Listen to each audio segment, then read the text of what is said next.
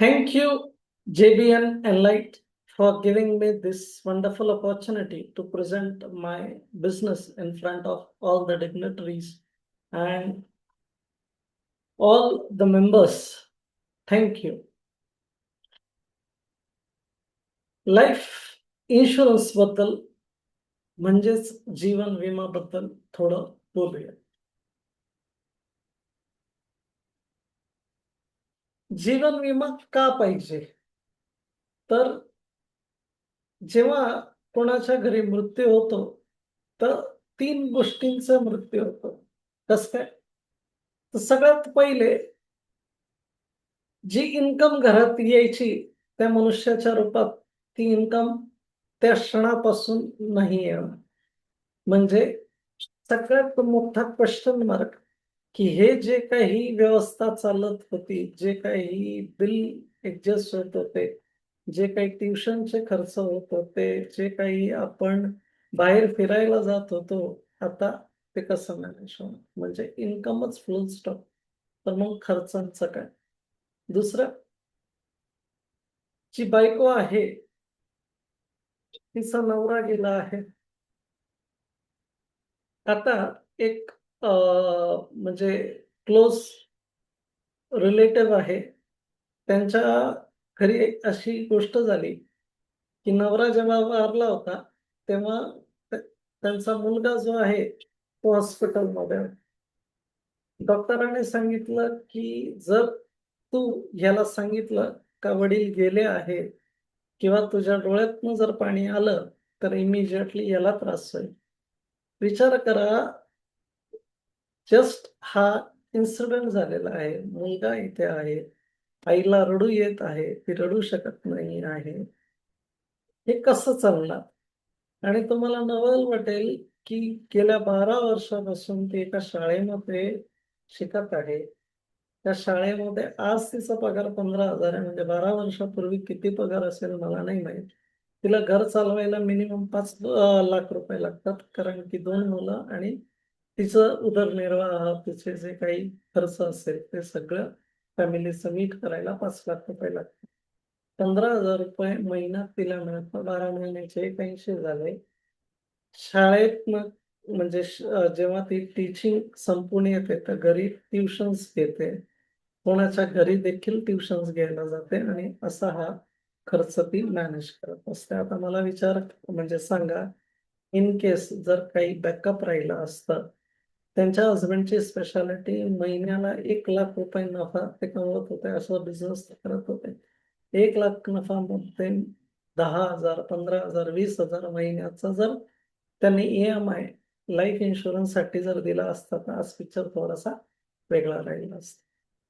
ते वाईफसाठी म्हणजे डेथ झालं एक प्रकारचं, कारण की इन्शुरन्स म्हणजे नवऱ्याचं नव्हतं. तिसरं, तर मुलांच्या वडिलांचं निधन झालं. मुलांच्या वडिलांचं निधन झालं म्हणजे जे त्यांचं शिक्षण होणार होते, जे काही त्यांचं करियर बिल्डअप होणार होते, जे ते बिझनेसमध्ये कुठेतरी एक लेव्हलला जाणार होते, कारण की पाठबळ वडिलांचा होणार होता. आता तो पाठबळच राहिला नाही. आता मला सांगा, एक घरामध्ये इन्कम नसेल तर काय-काय होऊ शकतं? मग याच्यासाठी जीवन विमा कामाला आहे. काय जोपर्यंत तो कर्ता पुरुष घरामध्ये आहे, तोपर्यंत तर या सगळ्या गोष्टींची निगा राखली जाईल. याच्यामध्ये कुठेही अडचण येणार नाही. जो काही म्हणजे खर्च आहे, जो काही त्यांची गरज आहे, जो काही त्यांचा ऐषाराम असेल, जो काही त्यांचा स्टँडर्ड ऑफ लिव्हिंग असेल, 101% तो मीट होणार म्हणजे होणार. त्याबद्दल वादच नाही. कारण की तो सगळी काळजी तो ब्रेडविनर घेत असतो. पण अचानक या ब्रेडविनरला काही झालं, तर त्याचा बॅकअप काय?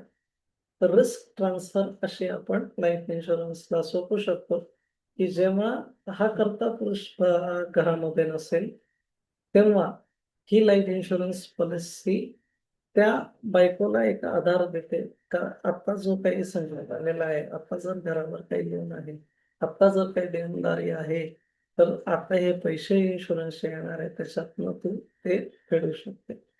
मुलांचं भविष्याचं पण टेन्शन नको घेऊ, कारण की चांगलं लाईफ कव्हर तुझ्या हसबँडने घेतलं होतं, म्हणून आता त्या पैशाने मुलांचं शिक्षण देखील होईल आणि थोडेफार तुझी रिटायरमेंटची पण सोय होईल. काही वर्ष तर निघून जाईल आणि थोड्या वेळात या संकटातूनही बाहेर निघून जाईल. तर हा जो बॅकअप लाईफ इन्शुरन्सने त्यांना दिला, त्यांच्या फॅमिलीला दिला, तो वेगळा आहे. म्हणून लाईफ इन्शुरन्स घेतला पाहिजे. सगळ्यात मेन म्हणजे आपला अजून एक गोल आहे, दॅट इज रिटायरमेंट प्लॅन. आपण विचार काय करतो, यार मुलांना मोठं करू आणि मोठं झाल्यावर ते आपली देखरेख करणं. बरोबर आहे. आपण जर पेरणी केली आहे, तर फळ आपल्याला मिळायलाच पाहिजे. त्याबद्दल वादच नाही. पण आता विचार करा, जेव्हा तो इन्कम अर्न करत असेल, काही दिवसानंतर त्याचं लग्न होईल, काही दिवसानंतर त्यांची मुलं होतील. जेव्हा त्यांची मुलं होतील, तर इमिजिएटली काय होईल, त्यांचे गोल्स असेल, मुलाचं शिक्षण करायचं आहे, त्यांचं लग्न करायचं आहे. तर हा एक वेगळा त्यांच्यासमोर एक गोल आहे आणि त्या मिनिटाला पॅरेंट्स म्हणतात, "आहे आमच्याकडे पण तू बघ, आमच्या गोळ्या औषधांची काळजी घे. आम्हाला थोडं फिरायला जायचं आहे, आम्हाला थोडा खर्च पाहिजे. आता या मुलाची थोडीशी फजिती, कोणाकडे बघू, कसं काय हा खर्च करू?" तर बेस्ट वे त्या मिनिटाला जर कुठेतरी तुम्ही स्वतः जेव्हा इन्कम अर्न करत आहेत, तेव्हाच जर रिटायरमेंटची सोय केली असती, आज मुलापुढे हात पसरवण्याची गरज राहिली नसती. आज हक्काने तुम्ही जे डिग्निटीने लाईफ जगत होते ना, ते आजही तुम्ही व्यवस्थित जगू शकाल. जोपर्यंत खिशामध्ये पैसा आहे, म्हणजे लक्ष्मीकांत आहे, सगळेजण विचारतात, तुम्ही कसे आहात? पण ज्या मिनिटाला खिशात पैसा नसतो ना, कोणीही मित्र, कोणीही नातेवाईक आपल्याला भेटायला येत नाही, हे परम सत्य आहे. म्हणजेच काय, तर स्वतःच्या रिटायरमेंटची प्लॅनिंग स्वतः करायची. मुलं चांगले निघाले, चांगलंच आहे. ते तुम्हाला गंज फिरायला नेतील, सगळं काही पुरवतील, त्याबद्दल नाही. पण इन केस नाही झालं, तर बॅकअप असायला काही प्रॉब्लेम नाही.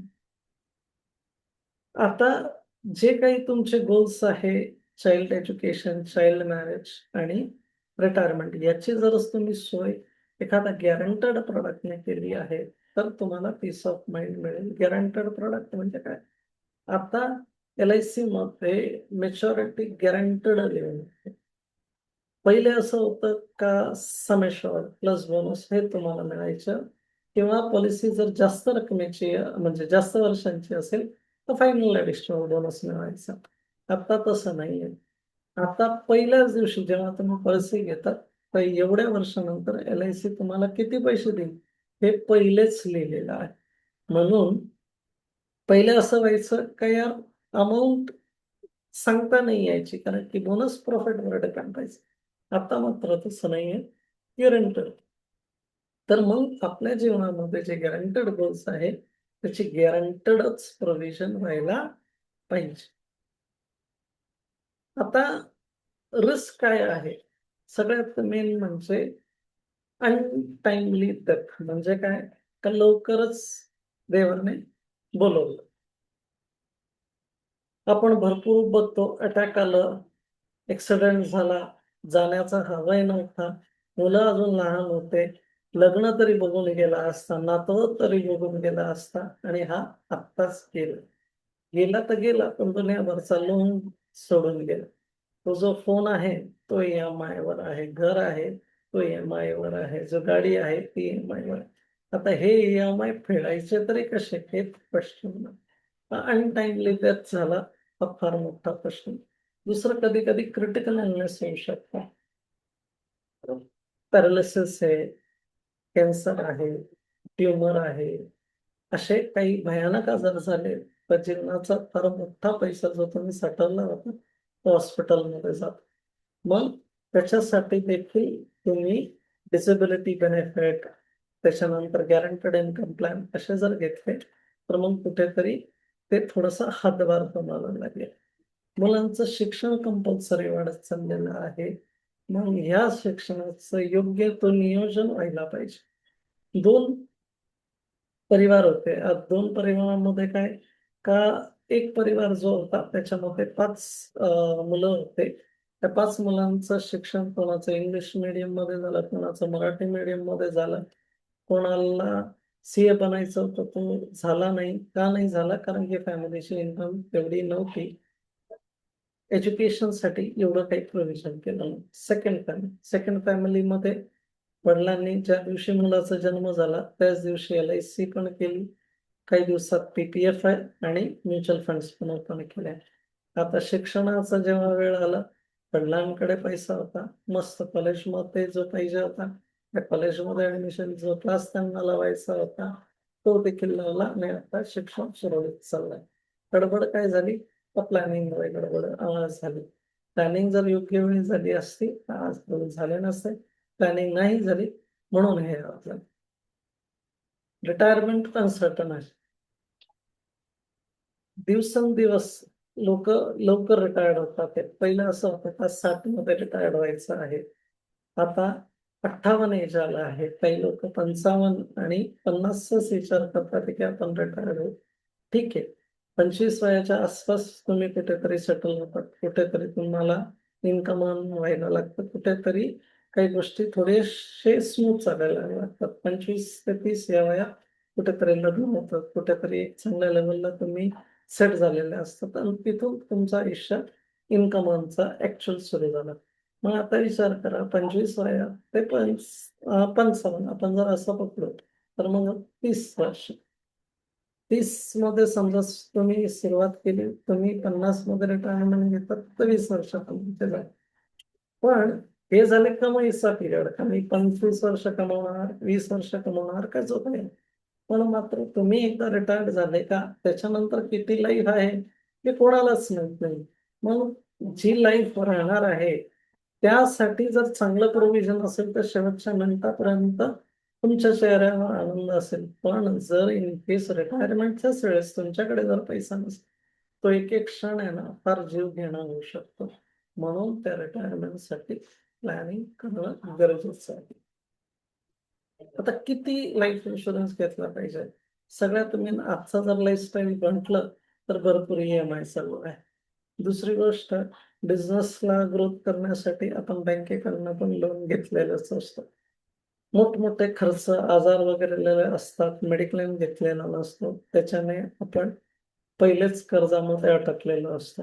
नातेवाईकांकडनंही काही पैसे घेतलेले असतात. तर आता विचार करा, दुनियाभरचा कर्ज लाईफस्टाईलसाठी घेतलेला आहे.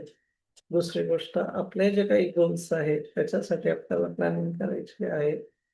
त्याच्यानंतर आपल्या इन्कमच्या हिशोबाने तो कव्हर तुम्ही घेतला पाहिजे.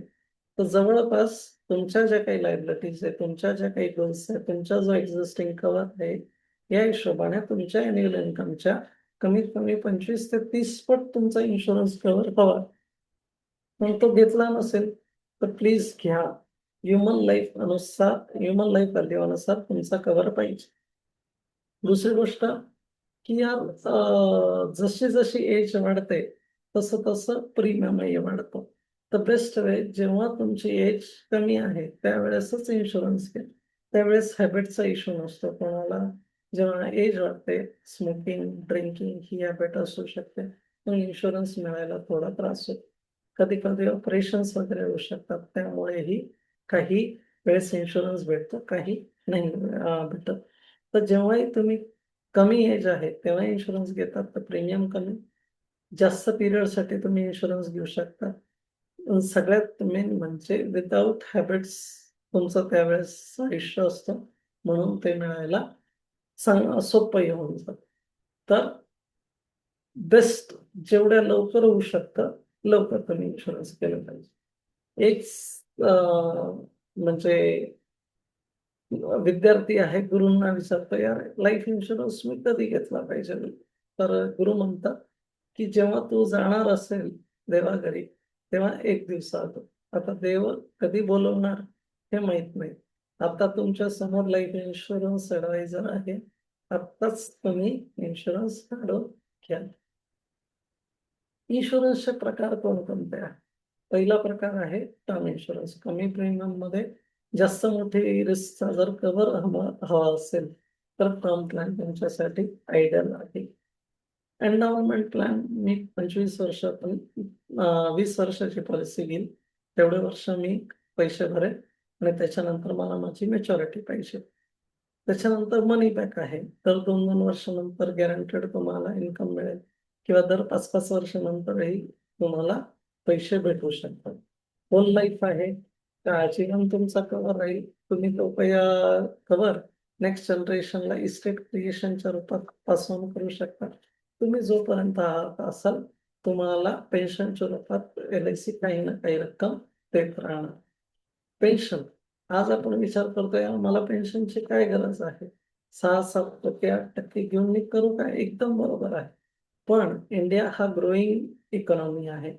एक वेळ अशी येणार का व्याज जो आहे तो 0 होणार आणि एक काळ अशी येणार की व्याज हा मायनसला होणार. तेव्हा हे जे 8% आहे ना, ते जर लॉक केले असते तर त्या मिनिटालाही 8% आले असते ना, तर फार आनंद झाला असता. तर आज जे काही पर्सेंटेज मिळत आहे, भविष्यात ते मिळेल असं नाही सांगू शकत. RBI रेपो रेट रिवाईज करते आणि मग तुमचा जो FDचा रेट आहे तो कमी होतो. मग इनडायरेक्टली पेन्शनचाही कमी होणार. द बेस्ट वे, आज जो काही एक्झिस्टिंग चांगला रेट तुम्हाला भेटत असेल, तो रेट तुम्ही लॉक करा. म्हणजे भविष्यात इंटरेस्ट कमी हो, जास्त हो, तुम्हाला गॅरंटेड जो काही आजचा रेट आहे, तो आयुष्यभर मिळेल. आणि याच्यामध्ये असं प्रावधान आहे का तुम्हाला वाटत असेल तर बायकोला पण ह्याच रेटने पेन्शन मिळाली, तर तुमच्या नंतर देखील त्यांना हा बेनिफिट मिळू शकतो. युलिप म्हणजे काय? तर आता लोक म्युच्युअल फंडमध्ये इन्व्हेस्टमेंट करतात. म्युच्युअल फंडमध्ये 12.5% तुम्हाला long term capital gain tax द्यावा. मग आता समजा तुम्हाला लाईफ इन्शुरन्स पण घ्यायचा आहे आणि म्युच्युअल फंड सारखं रिटर्न पण हवं. या दोन्ही गोष्टी तुम्हाला युलिपमध्ये भेटतात. युलिपची स्पेशालिटी काय आहे? का जेवढ्या पिरियडचा तुम्ही इन्शुरन्स घेतला आहे, त्या पिरियडमध्ये काही हिस्सा तुमचा mortality charges, fund management charges वगैरे नावाने काही पैसा लेस होणार. राहिलेला जो पैसा असेल प्रीमियमचा, तो इन्व्हेस्टमेंट. आता याच्यामध्ये 2 फायदे काय? कव्हर पण मिळालं आणि रिटर्न्स पण चांगले मिळणार. आता याच्यामध्ये 5-5 वर्षानंतर गॅरंटेड एडिशन आहे. दुसरी गोष्ट की यार तुम्ही जे काही मॅच्युरिटीला पैसे घ्याल त्याच्यामध्ये जे काही मॉर्टॅलिटी चार्जेस नावे पैसे लेस केले होते ते रिफंड मिळणार. दुसरी गोष्ट पूर्ण पैसा टॅक्स फ्री होणार. म्हणजे कव्हर पण झालं, पैसे पण चांगले मिळाले. हे दोन्ही ज्या गोष्टी आहेत ते युलिपमध्ये होऊ शकतात. आणि आज फार गरजेची गोष्ट झालेली आहे गॅरंटेड इन्कम. कारण की गॅरंटेड इन्कम तुम्हाला असं आहे की यार 5 वर्ष भरा आणि आयुष्यभर पैसे भरा. म्हणजे पैसे घ्या किंवा 11 वर्ष पैसे भरा, 2 वर्ष पॉज घ्या आणि त्यानंतर तुम्हाला आयुष्यभर रिटर्न मिळेल.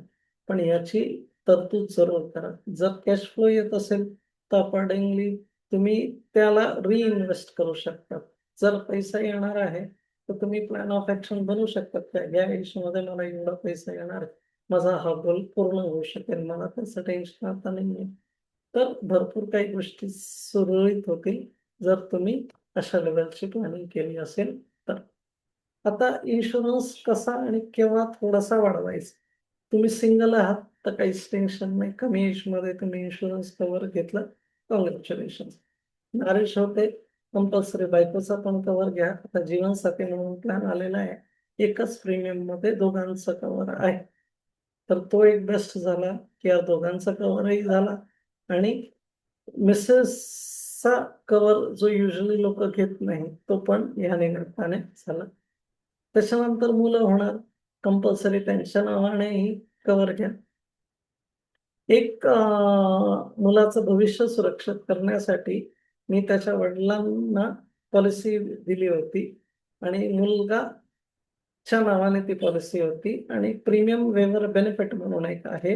तो बेनिफिट मी त्या पॉलिसीमध्ये ॲड केला होता. आता असं झालं का 5 वर्षापूर्वी त्या वडिलांचा डेथ झाला. मुलगा त्या वर्षी फक्त 11 वर्षाचा होता. 5 वर्ष झालेले आहे. 5 वर्षापासून LIC त्या पॉलिसीचे प्रीमियम म्हणजे भरत आहे. बोनस देखील जमा करत आहे. आणि आता हा नोव्हेंबर 21 तारखेला 18 वर्षाचा होणार आहे. नोव्हेंबर 18 म्हणजे नोव्हेंबरमध्ये जेव्हा तो 18 वर्षाचा होणार आहे, त्याला एक अमाउंट भेटणार आहे. तर विचार करा, अनटाईमली वडिलांचा डेथ झाला. एज्युकेशनचा प्रॉब्लेम येणार होता, पण इमिजिएटली पॉलिसी काढल्यामुळे वयाच्या 18 पासून तर 23 पर्यंत दरवर्षी त्याला पैसे मिळणार. म्हणजे एज्युकेशन त्याचं थांबणार नाही आहे. कुठेतरी शेवटी 23 एजला त्याला थोडा चांगला रक्कम मिळणार आहे. थोडी चांगली रक्कम मिळणार. म्हणून तो ते पैसे बिझनेसमध्ये इन्व्हेस्ट करू शकेल किंवा काहीतरी अजून त्याचा जो काही गोल असेल त्या हिशोबाने तो पैसा यूज करू शकेल. तसं करू शकतात. किमान इन्शुरन्स आहे, एम्प्लॉयी इन्शुरन्स आहे, ते तुम्ही घेऊ शकतात आणि रिटायरमेंटसाठी पण तुम्ही प्लॅन घेऊ शकता. प्रीमियम ऑप्शन्स कसे आहेत? तुम्ही मंथली पैसा द्या, 3 महिन्याला द्या, 6 महिन्याला द्या, वर्षाला द्या, एकदाच पैसे द्या किंवा लिमिटेड पिरियडसाठी पैसे द्या. सगळे मोड्स अवेलेबल आहेत. टॅक्स बेनिफिट काय आहे?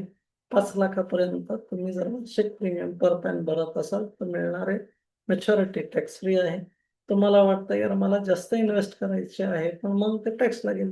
एक काम असं करू शकतात, ₹2.5 लाख वर्षाला तुम्ही युलिपमध्ये इन्व्हेस्ट करा. म्हणजे 5 लाख नॉर्मल प्लॅन, 2.5 लाख तुमचं ULIP plan, ₹7.5 lakh per year per pan तुम्ही इन्व्हेस्ट केले, मिळणारा सगळा पैसा टॅक्स फ्री. गॅरंटेड इन्कमने तुम्ही नेक्स्ट जनरेशनचं भविष्य देखील सुधारू शकतात. कसं काय? आजोबा त्यांच्या नातूच्या नावाने घेऊ शकतात, मुलांच्या नावाने पॉलिसी घेऊ शकतात, त्यांचं फ्युचर सिक्युअर करू शकतात. आज जर बघितलं तर Amazon आहे, Google आहे, त्याच्यानंतर Microsoft आहे. अशा कंपन्यांमध्ये जर तुम्ही मागे बघितलं तर भरपूर जणांना नोकरीतनं काढण्यात आलं. आता आपण विचार काय करत असतो, यार याला नोकरी मिळेल आणि चांगल्या कंपनीमध्ये जॉब आहे म्हणून टेन्शन घ्यायचं नाही. लोन वगैरे घेतलेलं असतं. त्या इन्कमने तो लोन फेडला जाईल असं आपलं एक धारणा असतं. पण आता इन्कमचीच गॅरंटी नाही, नोकरीचीच गॅरंटी नाही. मात्र खर्च तर डे टू डे लागेलच. मग त्याची जर योग्य वेळी आत्ताच जर प्रोव्हिजन करून ठेवली, तर आयुष्य किती मस्त होईल. तर जरूर याचा लाभ तुम्ही घ्यावा. पॉलिसीज मुलांच्या नावाने देखील तुम्ही घेऊ शकता. जवळपास काय कॉमन मिस्टेक्स लोकं करतात, तर पहिलं कव्हर घेतात, पण इन्सफिशियंट कव्हर घेतात. भरपूर तर लाईफ इन्शुरन्स ॲडवायझर जातो, तर त्याला एकच रिजेक्शन येतं, की ऑलरेडी आम्ही पॉलिसी घेतलेली. अरे भाऊ, ती पॉलिसी 10 वर्षापूर्वी घेतली होती. 10 वर्षापूर्वी तुमची इन्कम वेगळी होती, तुमची लायबिलिटीज वेगळी होती, तुमचा जो स्टँडर्ड ऑफ लिव्हिंग वेगळा होता. तर आज त्या हिशोबाने तुमचा कव्हर नाही, जेवढा गॅप आहे तेवढा तुम्ही एक्स्ट्रा कव्हर घेऊन टाका. कधी-कधी लोकं 45-50 मध्ये रिटायरमेंट प्लॅनिंगचा विचार करतात. तेव्हा 45-50 मध्ये टर्म प्लॅन घ्यायला येतात. त्यावेळेस एज वाढलेला असतो, प्रीमियम वाढलेला असतो, हेल्थ इश्यू असते. म्हणून एक तर इन्शुरन्स त्यांना भेटत नाही किंवा मग पोस्टपोन होतो. तर ह्या कॉमन गोष्टी तुम्ही नका करू. वेळोवेळी आपला जसं इन्कम वाढतो आहे, तसं कव्हर वाढवा. जसं-जसं आपलं लग्न होतं, मुलं होतात, तेव्हा तुमचं स्वतःचं कव्हर तुम्ही वाढवत चाला. कंपल्सरी 1-2 वर्षात थोडंसं बघा, की यार काय चेंजेस होतात ते आणि त्यानुसार मी कव्हर घेतो आहे का नाही. आता एक असा प्लॅन आलेला आहे मिनिमम 2 सीआरचा आहे. पहिल्यांदा जेव्हा तुम्ही तो टर्म प्लॅन घेता, त्याच्यानंतर समजा लग्न झालं, पहिला मुलगा झाला किंवा मूल झालं, दुसरा मूल किंवा मुलगी झाली, तर परत-परत मेडिक्लेम करा म्हणजे मेडिकल एक्झामिनेशन करण्याची गरज नाही. म्हणजे जसं-जसं तुमची लायबिलिटीज वाढते आहे, म्हणजे लग्न झालं तर कव्हर तुम्हाला एक्स्ट्रा घ्यावं लागणार. मुलं झालं एक्स्ट्रा कव्हर लागणार. त्या पॉलिसीमध्ये ते इनबिल्ट आहे. त्या एजला प्रीमियम वाढेल, पण मेडिकल एक्झामिनेशनची गरज राहणार नाही. तर तुमचं आयुष्य चांगलं व्हावं, तुम्ही तुमच्या घरच्यांची काळजी चांगल्या पद्धतीने घ्यावं, त्यांचं आयुष्य सुखकर व्हावं, हीच एक एल-आय-सी ॲडवायझरची इच्छा असते. So thank you, thank you.